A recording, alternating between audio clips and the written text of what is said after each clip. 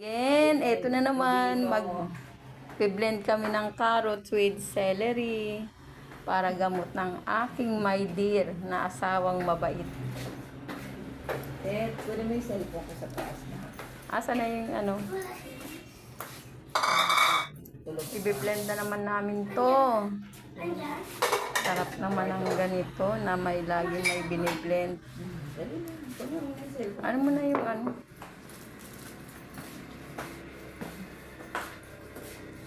Mag-prepare na tayo. Tapos na siya kunan ng dugo for laboratory. Maitim daw yung dugo niya. Ewan ko kung ano yun. Itim na itim eh, no? Boy. Pulang-pula ba? O itim na itim? Dahil dito siguro. Inom nga rin ako niyan. Bubuksan namin yung mahiwagang gamot niya. Wala akong natawan. Ayan na lang ang nakakatulong sa kanya. Wala nang insulin. Ay, insulin tan. Kuha tayo dun sa may tapat ng simbahan. Kay engineer. Engineer yun eh. Alam ko eh. Iba na nga yung kulay mo kay Jer eh. Ano na? Dati, Putla na. napunta ka dito, ano eh. Agaw buhay. Ngayon, ano na yung ano mo. Pula, medyo namula na. Namula ka na. Hindi ako mula sa atin.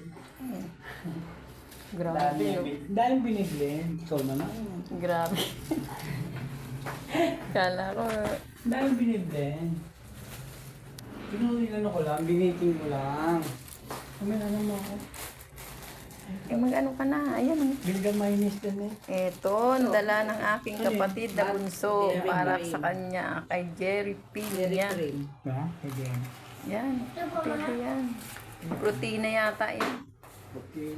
Hindi puti na yan. Ano yan? Mantika. Mantikilya. Yan. Pasalubong ng aking kapatid na bunso sa aking mahal na asawang mabait. Talaga ba? Talaga ba? Ito ba yung sabi mo?